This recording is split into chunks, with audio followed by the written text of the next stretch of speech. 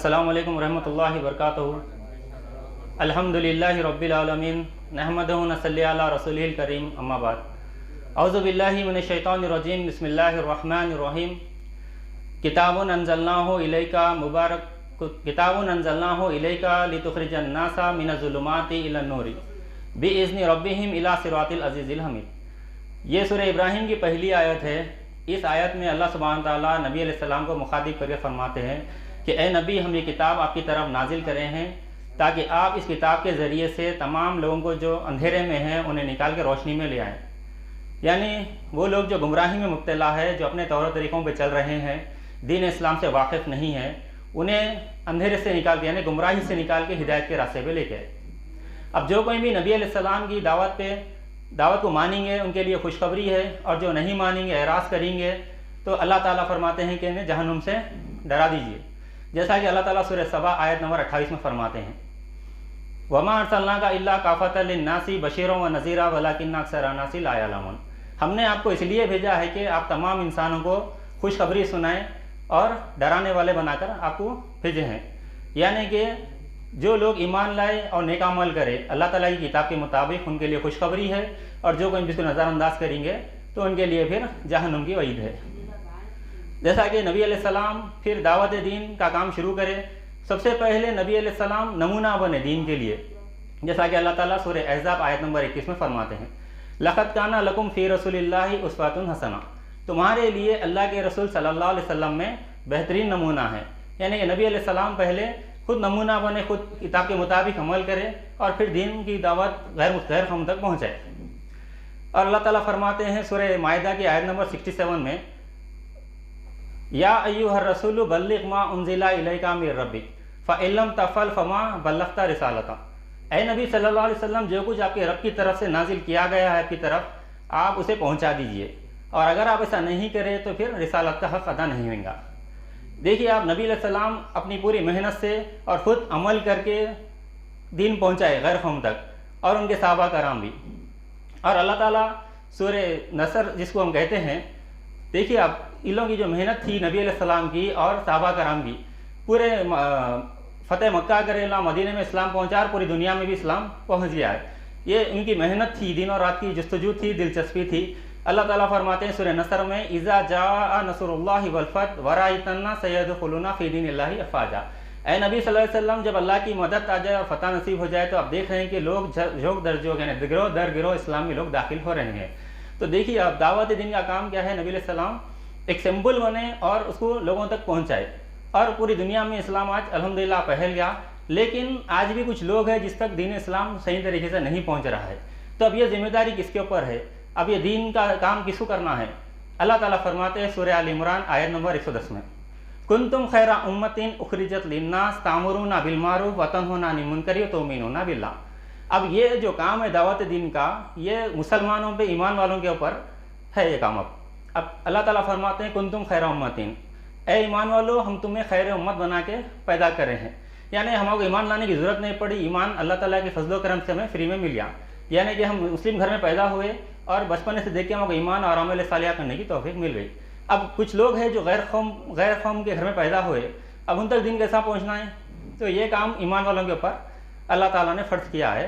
जैसा कि कोई काम का कोई ओहदा पाने के लिए हमको मेहनत करना पड़ता, पहले उसके काबिल बने तो फिर वो लक़ब हमको हासिल होता। लेकिन अल्लाह ताला हमारे को पहले से खैर उम्मत का लक़ब दे दिए। अब हमारा काम ये कि हम अल्लाह ताला को सबूत दे के दावत दीन गैर कौम तक पहुँचाए। तामुरूना बिल मारूफ कुंतुम खैरा उम्मतिन, हम तुम्हें खैर उम्मत बना के पैदा करे हैं। उखरिजत लिन्नास, वो लोगों के लिए जो अभी गुमराही में मुब्तला है। तामुरूना बिल मारूफ, तुम लोगों को मारूफ का हुक्म करते हो, यानी भलाई का हुक्म करते हो।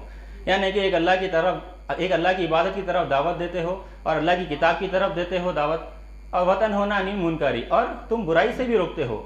यानी कि गैर अल्लाह की इबादत से, जैसा कि अल्लाह ताला सूरह माइदा में फरमाते हैं, शराब, जुआ, भूत, फाल, ये चीज़ों से रोकते हो, और जिना करने से रोकते हो, क़त्ल व गारतगिरी से रोकते हो।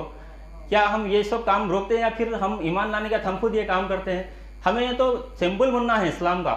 अभी आगे जाके मैं आयत दूंगा आपको इंशाअल्लाह। लेकिन अब देखिए, आप अब दावत दीन पेश कर रहे हैं आप, तो जैसे कि नबी अलैहिस्सलाम सिंबल बने, नमूना बन के दीन पेश करें। तो आज हम मुसलमान होने के बावजूद पहले हमें कुरान का मुस्लिम बनना चाहिए, यानी कि कुरान के हिसाब से हमें ज़िंदगी गुजारना चाहिए। تو آگے جو قوم کو ہم دعوت دین دیں گے پہلے آپ کو دیکھیں گے انہیں آپ کیسے عمل کر رہے ہیں نہیں کر رہے ہیں۔ اللہ تعالیٰ سورہ حامیم سجدہ کی آیت نمبر 33 میں فرماتے ہیں وَمَنْ أَحْسَنُ قَوْلًا مِّمَّنْ دَعَا إِلَى اللَّهِ وَعَمِلَ صَالِحًا وَقَالَ إِنَّنِي مِنَ الْمُسْلِمِينَ۔ اس شخص سے بہتر بات کس کی ہے جو اللہ کی طرف بلائے۔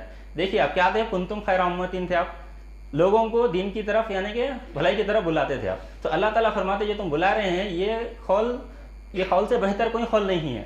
تو اللہ تعالیٰ کیا فرماتے ہیں وَعَمِلَ صَالِحًا، اور خود بھی نیک عمل کرتے ہیں، یعنی کہ کتاب کے مطابق آپ خود زندگی گزارتے ہیں۔ جب زندگی گزاریں گے آپ قرآن کے مطابق تو آپ بھی نبی صلی اللہ علیہ وسلم کے ساتھ لوگوں کے لیے ایک نمونہ بنیں گے۔ وَقَالَ إِنَّنِي مِنَ الْمُسْلِمِينَ، اور کہے کہ میں خود مسلم ہوں، فرما بردار ہوں، اس کتاب کا ماننے والا ہوں، اس کے مطابق عمل کرنے والا ہوں۔ اب دعوت دین کیسا پیش کرنا چاہیے ہمیں غیر قوم کے سامنے، اللہ تعالیٰ وہ طریقہ بھی ہمیں بتا رہے ہیں۔ سورہ نحل آیت نمبر 125 میں 125 میں اللہ تعالیٰ فرماتے ہیں ادعو الی سبیل ربک بالحکمۃ والموعظۃ الحسنۃ وجادلہم باللتی ہی احسن ان ربک هو اعلم بمن ضل عن سبیلہ وهو اعلم بالمہتدین۔ تم اپنے رب کے راستے کی طرف لوگوں کو بلاؤ بالحکمت، حکمت کے ساتھ۔ یہ حکمت کیا ہے؟ اللہ تعالیٰ سورہ یاسین آپ نکالیے 36 سورہ نمبر ہے، دیکھیے شروع سے لے کے 4-5 آیتیں ہیں، شروعات کے پڑھیے آپ، نبی صلی اللہ علیہ وسلم کا ایک سمپل اللہ تعالیٰ یہاں پہ دیے ہیں یاسین والقرآن الحکیم انک لمن المرسلین علی صراط مستقیم تنزیلا من عزیز الرحیم لتنذر قوما ما انذر آباؤہم فہم غافلون۔ یاسین قسم ہے قرآن کی جو حکمت سے بھرا ہوا ہے۔ دیکھیے آپ پوری قرآن حکمت سے بھری ہوئی ہے۔ آپ قرآن کے آیتوں کے ذریعے سے، جیسا کہ نبی صلی اللہ علیہ وسلم کی کتاب جب نازل ہوئی 23 سال میں، تو قرآن کے ذریعے سے دعوت دین پیش کرے تو لوگ اسلام قبول کرے۔